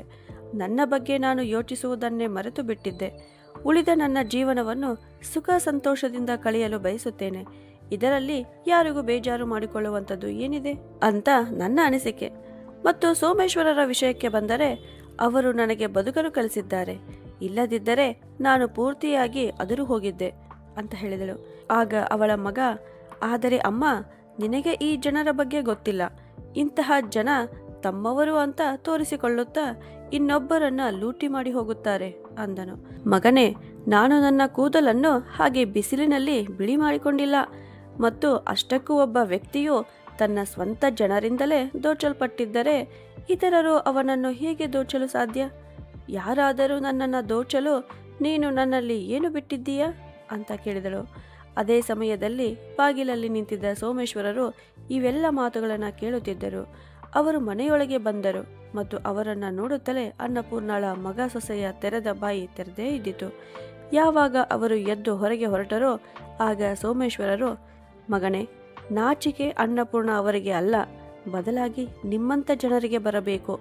ಯಾರದೋ ಚರಿತ್ರೆಯ ಬಗ್ಗೆ ಮಾತನಾಡುವ ಮೊದಲು ನೀವು ಒಂದಿಷ್ಟು ಯೋಚಿಸುವುದಿಲ್ಲ. ನಿಮ್ಮ ತಾಯಿ ಏನು ಮಾಡುತ್ತಾಳೆ ಅಂತ ನೀವು ತಿಳಿದುಕೊಳ್ಳಬೇಕೆ ಅಂತ ಯಾವಾಗ ಸೋಮೇಶ್ವರರು ಹೇಳಿದರೋ ಆಗ ಅನ್ನಪೂರ್ಣ ಅವರಿಗೆ ಸುಮ್ಮನಿರಲು ಸನ್ನೆ ಮಾಡಿದಳು. ಆದರೆ ಅವರು ಸುಮ್ಮನಾಗಲು ಬಯಸದೆ ಮತ್ತೆ ಪಾರ್ಕಿನಲ್ಲಿ ಪ್ರತಿ ಮುಂಜಾನೆ ಮತ್ತು ಸಂಜೆ ನಾವೆಲ್ಲ ಯಾವಾಗ ಕುಳಿತುಕೊಳ್ಳುತ್ತೇವೆಯೋ ಆಗ ಹತ್ತಿರದ ಸಮಾಜದಲ್ಲಿ ಕೆಲಸ ಮಾಡುವ ಬಡ ಮಹಿಳೆಯರ ಮಕ್ಕಳು ಗೊತ್ತು ಗುರಿಯಿಲ್ಲದೆ ತಿರುಗಾಡುವುದನ್ನು ಕಾಣುತ್ತೇವೆ. ಅವರು ಚಿಕ್ಕ ವಯಸ್ಸಿನಲ್ಲಿಯೇ ಕೆಟ್ಟ ಅಭ್ಯಾಸಗಳಿಗೆ ಬಲಿಯಾಗುತ್ತಿದ್ದಾರೆ. ತಮ್ಮ ಮಕ್ಕಳಿಗೆ ಓದು ಬರಹ ಕಲಿಸಲಿಕ್ಕೆ ಆ ಬಡ ಮಹಿಳೆಯರಲ್ಲಿ ಅಷ್ಟು ಹಣ ಇರುವುದಿಲ್ಲ. ನಿಮ್ಮ ತಾಯಿಯು ಆ ಬಡ ಮಕ್ಕಳಿಗೆ ಓದು ಬರಹ ಕಲಿಸುವ ಒಳ್ಳೆಯ ಕೆಲಸ ಮಾಡಬೇಕು ಅಂದುಕೊಂಡಿದ್ದಾರೆ. ಶಿಕ್ಷಣದಿಂದ ವಂಚಿತರಾದ ಎಲ್ಲ ಬಡ ಮಕ್ಕಳಿಗೆ ಉಚಿತ ಶಿಕ್ಷಣ ದೊರೆಯುವಂತೆ ಮಾಡಲು ಅವರು ಶಾಲೆಯನ್ನು ತೆರೆಯಲು ಬಯಸುತ್ತಾರೆ. ನಿಮ್ಮ ತಾಯಿ ಬಡವರಿಗೆ ಸಹಾಯ ಮಾಡುವ ಮೂಲಕ ತನ್ನ ವೃದ್ಧಾಪ್ಯವನ್ನು ಅರ್ಥಪೂರ್ಣಗೊಳಿಸಲು ಬಯಸುತ್ತಾರೆ. ಅಷ್ಟಕ್ಕೂ ನಾವೆಲ್ಲ ಕುಳಿತು ಇದೇ ವಿಚಾರವನ್ನು ಮಾತನಾಡುತ್ತೇವೆ. ಒಂದು NGOದೊಂದಿಗೆ ನಮ್ಮದು ಮಾತುಕತೆ ನಡೆಯುತ್ತಿದೆ. ಈ ಕೆಲಸದಲ್ಲಿ ಅವರು ನಮಗೆ ಸಹಾಯ ಮಾಡುತ್ತಾರೆ. ನಿಮ್ಮ ತಾಯಿಯ ಎಷ್ಟೋ ವರ್ಷದ ಕನಸು ಈಗ ಸಾಕಾರಗೊಳ್ಳುತ್ತಿದೆ. ಆದರೆ ಇಂದು ನಿನ್ನ ತಾಯಿಯ ಬಗ್ಗೆ ನಿಮ್ಮ ಆಲೋಚನೆಗಳನ್ನು ಕೇಳಿದ ನಂತರ ನನ್ನ ಮಗ ನನ್ನನ್ನು ಬೇಗನೆ ಬಿಟ್ಟು ಹೋಗಿದ್ದು ಒಳ್ಳೆಯದು ಎಂದು ನನಗೆ ಅನಿಸುತ್ತದೆ.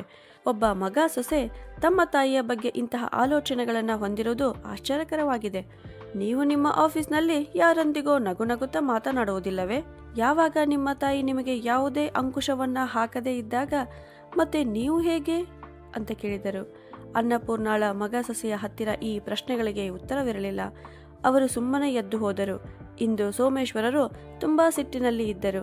ಆಗ ಅನ್ನಪೂರ್ಣಾಳು, ಹೋಗ್ಲಿ ಬಿಡ್ರಿ, ಇವೆಲ್ಲ ವಿಷಯವನ್ನು ನಾನು ಚಹಾ ಮಾಡುತ್ತೇನೆ, ಚಹಾ ಕುಡಿಯಿರಿ, ನಿಮ್ಮ ಸಿಟ್ಟನ್ನು ಶಾಂತ ಮಾಡಿಕೊಳ್ಳಿ ಅಂತ ಹೇಳಿದಳು. ಅವಳ ಈ ಮಾತನ್ನು ಕೇಳಿ ಸೋಮೇಶ್ವರರು ನಕ್ಕರು ಮತ್ತು ನಮ್ಮ ಕಠಿಣ ಪರಿಶ್ರಮಕ್ಕೆ ಫಲ ಸಿಕ್ಕಿತು ಅನ್ನಪೂರ್ಣ ಅವರೇ. ಶಾಲೆಯನ್ನು ಪ್ರಾರಂಭಿಸಲು NGO ನಮಗೆ ಹತ್ತಿರದ ಕಟ್ಟಡವನ್ನು ಒದಗಿಸಿತು. ಇದನ್ನು ಕೇಳಿ ಅನ್ನಪೂರ್ಣ ತುಂಬಾ ಸಂತೋಷಪಟ್ಟಳು. ಶೀಘ್ರದಲ್ಲಿಯೇ ಕಟ್ಟಡವನ್ನು ಶಾಲೆಯಾಗಿ ಪರಿವರ್ತಿಸಲಾಯಿತು. ಶಿಕ್ಷಣ ಪಡೆದಿದ್ದ ಎಲ್ಲ ವೃದ್ಧರು ಮಕ್ಕಳಿಗೆ ಓದಿಸುವ ಕೆಲಸ ಪ್ರಾರಂಭಿಸಿದರು. ಅದಕ್ಕೆ ಎಲ್ಲ ಜನರು ಸಹ ಮನಸ್ಸು ಬಿಚ್ಚಿ ಸಹಕಾರ ಕೊಟ್ಟರು. ಮೊದಲಿಗೆ ಆ ಸ್ಕೂಲಿಗೆ 20 ಮಕ್ಕಳಷ್ಟೇ ಬರತೊಡಗಿದರು. ನಂತರ ನಿಧಾನವಾಗಿ ಮಕ್ಕಳ ಸಂಖ್ಯೆ ಹೆಚ್ಚುತ್ತಾ ಹೋಯಿತು. ನೋಡುತ್ತಲೇ ಅವರ ಈ ಶಾಲೆಯು ಚರ್ಚೆಯ ವಿಷಯವಾಯಿತು. ಅನ್ನಪೂರ್ಣ ಮತ್ತು ಅವರೊಂದಿಗೆ ಕೆಲಸ ಮಾಡುತ್ತಿದ್ದ ಇತರ ಹಿರಿಯರು ಸಹ ಜೀವನದಲ್ಲಿ ಒಂದು ಉದ್ದೇಶವನ್ನು ಕಂಡುಕೊಂಡರು. ಒಂದು ದಿನ ಅನ್ನಪೂರ್ಣಾಳ ಮಗಳು ಕೆಲವು ದಿನಗಳ ಕಾಲ ಅವಳನ್ನು ಭೇಟಿ ಮಾಡಲು ಬಂದಳು. ಯಾವಾಗ ಅವಳು ತನ್ನ ಸಹೋದರ ಮತ್ತು ಅತ್ತಿಗೆಯನ್ನು ಭೇಟಿ ಮಾಡಲು ಹೋದಳೋ ಆಗ ಅವರು ಅವಳಿಗೆ ಸೋಮೇಶ್ವರರ ವಿಷಯದ ಬಗ್ಗೆ ಹೇಳಿದರು. ಜೊತೆಗೆ ಅಮ್ಮನಿಗೆ ತಿಳಿಸಿ ಹೇಳುವಂತೆ ಮನವಿ ಮಾಡಿಕೊಂಡರು. ಆದರೆ ಅವಳಿಗೆ ತನ್ನ ತಾಯಿಯ ವಿಷಯದಲ್ಲಿ ಯಾವುದೇ ಕೆಟ್ಟತನ ಕಂಡುಬರುತ್ತಿರಲಿಲ್ಲ ಮತ್ತು ಅವಳು ತನ್ನ ತಾಯಿಯ ಮುಖದಲ್ಲಿ ಮತ್ತೆ ಖುಷಿ ಇರುವುದನ್ನು ಕಂಡಿದ್ದಳು ಮತ್ತು ತನ್ನ ತಾಯಿ ವೃದ್ಧಾವಸ್ಥೆಯನ್ನು ಸಹ ತುಂಬ ಖುಷಿಯಿಂದ ಜೀವಿಸುತ್ತಿದ್ದಾಳೆ. ಅವಳಿಗೆ ಸೋಮೇಶ್ವರರು ಪೂರ್ತಿಯಾಗಿ ಸಹಕಾರ ನೀಡುತ್ತಿದ್ದಾರೆ ಅಂತ ಅವಳು ನೋಡಿದ್ದಳು. ಅವರ ಸ್ನೇಹವು ಸ್ವಾರ್ಥವನ್ನ ಮೀರಿದ್ದು ಮತ್ತು ಈ ಪ್ರಪಂಚದ ತಿಳುವಳಿಕೆಯನ್ನ ಮೀರಿದ್ದು ಅಂತ ಒಂಟಿಯಾಗಿ ಕುಳಿತು ಇದನ್ನೆಲ್ಲ ಯೋಚಿಸುತ್ತಾ ಅನ್ನಪೂರ್ಣಾಳ ಮಗಳ ಕಣ್ಣುಗಳು ಹತ್ತಿರದಲ್ಲಿ ಇರಿಸಲಾಗಿದ್ದ ಪತ್ರಿಕೆಯ ಮೇಲೆ ಬಿದ್ದವು ಮತ್ತು ಅದರಲ್ಲಿ ಮುದ್ರಿತವಾದ ಒಂದು ಸುದ್ದಿ ಅವಳನ್ನ ತನ್ನೆಡೆಗೆ ಆಕರ್ಷಣೆ ಮಾಡಿತು. ಮಕ್ಕಳಾದವರು ವೃದ್ಧಾಪ್ಯದಲ್ಲಿ ತಂದೆ ತಾಯಿಯರನ್ನ ಕೈಬಿಟ್ಟಾಗ ಒಂಟಿ ತಾಯಿ ಅಥವಾ ತಂದೆ ಎಲ್ಲಿಗೆ ಹೋಗಬೇಕು? ವೃದ್ಧಾಪ್ಯದಲ್ಲಿ ಒಂಟಿತನವನ್ನ ಹೋಗಲಾಡಿಸಲು 65 ವರ್ಷದ ವ್ಯಕ್ತಿಯೊಬ್ಬರು 63 ವರ್ಷದ ಮಹಿಳೆಯನ್ನ ಮದುವೆಯಾದರು. ತಮ್ಮ ಕುಟುಂಬವನ್ನು ಪುನಃ ನಿರ್ಮಿಸಿಕೊಂಡು ಈಗ ಅವರು ತುಂಬಾ ಖುಷಿಯಲ್ಲಿದ್ದಾರೆ. ಈ ಸುದ್ದಿಯನ್ನ ಓದಿದ ಅನ್ನಪೂರ್ಣಾಳ ಮಗಳ ತಲೆಯಲ್ಲಿ ಒಂದು ವಿಚಾರ ಹೊಳೆಯಿತು. ಯಾವಾಗ ಸೋಮೇಶ್ವರರು ಅನ್ನಪೂರ್ಣಾಳ ಮನೆಗೆ ಬಂದರೋ ಆಗ ಅವಳು ತನ್ನ ತಾಯಿ ಮತ್ತು ಸೋಮೇಶ್ವರರ ಮದುವೆ ವಿಷಯದ ಬಗ್ಗೆ ಪ್ರಸ್ತಾಪ ಮಾಡಿದಳು. ಮತ್ತು ಅವಳು ಮುಂದುವರೆದು, ನಿಮ್ಮಿಬ್ಬರ ಈ ಸಂಬಂಧವನ್ನು ಈ ಜಗತ್ತು ಅರ್ಥ ಮಾಡಿಕೊಳ್ಳಲಿಲ್ಲ. ಹಾಗಿದ್ದರೆ ನಿಮ್ಮಿಬ್ಬರ ಈ ಸಂಬಂಧಕ್ಕೆ ಒಂದು ಹೊಸ ಹೆಸರು ಇಡಬಾರದೇಕೆ? ನೀವಿಬ್ಬರು ಪರಸ್ಪರ ಜೀವನ ಸಂಗಾತಿಯಾಗಲು ಬಯಸುತ್ತೀರಾ ಅಂತ ಕೇಳಿದಳು. ಆಗ ಅನ್ನಪೂರ್ಣ, ಏನು ಹೇಳುತ್ತಿದ್ದೀಯಾ ನೀನು? ಈ ವಯಸ್ಸಿನಲ್ಲಿ ನಮ್ಮ ಮೇಲೆ ಕಳಂಕ ಹೊರಿಸಬೇಕು ಅಂದುಕೊಂಡಿರುವೆಯಾ ನೀನು? ಈ ಸಮಾಜ ಏನು ಅಂದುಕೊಳ್ಳುತ್ತದೆ ಎಂದಳು. ಆದರೆ ಅವಳ ಮಾತು ಕೇಳಿದ ನಂತರ ಸೋಮೇಶ್ವರರು ಸ್ವಲ್ಪ ಹೊತ್ತು ಮೌನವಾಗಿದ್ದರು. ಅವರ ಮನಸ್ಸಿನಲ್ಲಿ ಬಹಳಷ್ಟು ವಿಷಯಗಳು ನಡೆಯುತ್ತಿದ್ದವು.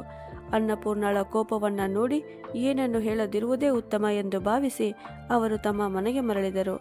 ಆಗ ಅನ್ನಪೂರ್ಣಾಳ ಮಗಳು ಅವಳಿಗೆ ವಿವರಿಸುತ್ತಾ, ಅಮ್ಮ, ನಿನಗೆ ಜೀವನದಲ್ಲಿ ಒಳ್ಳೆಯ ಸಂಗಾತಿ ಸಿಕ್ಕರೆ ಅವರ ಜೊತೆ ನಡೆಯುವುದರಲ್ಲಿ ಯಾವುದೇ ತಪ್ಪಿಲ್ಲ ಅಂತ ಹೇಳಿದಳು. ಅನ್ನಪೂರ್ಣ ತನ್ನ ಗಂಡನ ಚಿತ್ರದ ಮುಂದೆ ಯೋಚಿಸುತ್ತಾ ಕುಳಿತಳು. ಅವಳ ಮನಸ್ಸು ನೆಮ್ಮದಿಯನ್ನೇ ಕಳೆದುಕೊಂಡಿತ್ತು. ನಾನು ನನ್ನ ಪತಿಗೆ ಮೋಸ ಮಾಡುವುದಿಲ್ಲ ಅಂತ ಯೋಚಿಸಿದಳು. ಆದರೆ ಮರುಕ್ಷಣವೇ ಅವಳಿಗೆ ಒಂದು ನೆನಪು ಬಂದಿತು. ನನ್ನ ಪತಿಯು ನನ್ನ ಮುಖದಲ್ಲಿ ಸದಾ ನಗು ಇರಬೇಕು ಅಂತ ಬಯಸುತ್ತಿದ್ದರು. ನನ್ನ ಕಣ್ಣಲ್ಲಿ ಕಣ್ಣೀರು ನೋಡಿ ಅವರ ಆತ್ಮಕ್ಕೂ ಶಾಂತಿ ಇಲ್ಲದಿರಬಹುದು. ಮತ್ತು ಒಂದು ವೇಳೆ ಗೆಳೆತನಕ್ಕೆ ಒಂದು ಸಂಬಂಧದ ಹೆಸರು ಕೊಟ್ಟರೆ ಜಗತ್ತಿನ ಬಾಯಿ ಮುಚ್ಚಿಸಬಹುದು ಅಂದುಕೊಂಡಳು. ಸೋಮೇಶ್ವರರಿಗೂ ಈ ಸಂಬಂಧದಿಂದ ಯಾವುದೇ ಸಮಸ್ಯೆ ಇರಲಿಲ್ಲ. ಯಾರೂ ಕೂಡ ಅವರತ್ತ ಬೆರಳು ತೋರಿಸಬಾರದು ಎಂಬುದು ಅವರ ಏಕೈಕ ಕಾಳಜಿಯಾಗಿತ್ತು. ಆದರೆ ಈ ಸುದ್ದಿಯು ಯಾವಾಗ ಅನ್ನಪೂರ್ಣಾಳ ಮಗ ಮತ್ತು ಸೊಸೆಗೆ ತಲುಪಿತೋ ಆಗ ಅವರು ಕೋಪಗೊಂಡರು. ಅವರಿಬ್ಬರು ಈ ಸಂಬಂಧದ ವಿರುದ್ಧವಾಗಿದ್ದರು. ಸಮಾಜದಲ್ಲಿ ಎಲ್ಲರೂ ಅವರ ಬಗ್ಗೆ ಮಾತನಾಡಿಕೊಳ್ಳುತ್ತಿದ್ದರು. ಯಾರೋ ಒಬ್ಬರು ಅವರ ಧೈರ್ಯದ ಬಗ್ಗೆ ಮಾತನಾಡುತ್ತಿದ್ದರೆ ಇನ್ಯಾರೋ ಗುಸುಗುಸು ಮಾತನಾಡಿಕೊಳ್ಳುತ್ತಿದ್ದರು. 2 ದಿನ ಕಳೆದಿತ್ತು. ಆಗ ಮೀಡಿಯಾದವರು ಅನ್ನಪೂರ್ಣಾಳ ಶಾಲೆಯ ಮುಂದೆ ಬಂದು ನಿಂತಿದ್ದರು ಮತ್ತು ಅವಳನ್ನು ಈ ಸಂಬಂಧದ ಬಗ್ಗೆ ಪ್ರಶ್ನೆ ಕೇಳಲು ಶುರು ಮಾಡಿದರು. ಆದರೆ ಅನ್ನಪೂರ್ಣ ಆಶ್ಚರ್ಯಚಕಿತಳಾದಳು. ಈ ಸುದ್ದಿ ಅವರಿಗೆ ಹೇಗೆ ತಲುಪಿತು ಅಂತ.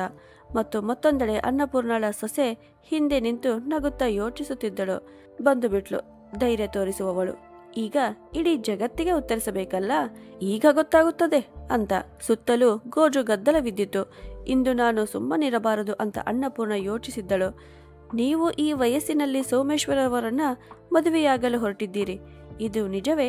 ನೀವು ನಿಮ್ಮ ಶಾಲೆಯ ಮಕ್ಕಳಿಗೆ ಇದನ್ನೇ ಕಲಿಸಲು ಹೊರಟಿದ್ದೀರೇನೋ ಅಂತ ಯಾವಾಗ ಮೀಡಿಯಾದವರು ಕೇಳಿದರೋ ಆಗ ಅನ್ನಪೂರ್ಣ ತನ್ನನ್ನು ತಾನು ಸಂಭಾಳಿಸಿಕೊಂಡು ಒಂದು ಆಳವಾದ ಉಸಿರನ್ನು ತೆಗೆದುಕೊಂಡು, ಇದು ಖಂಡಿತವಾಗಿ ನಿಜವಾಗಿದೆ.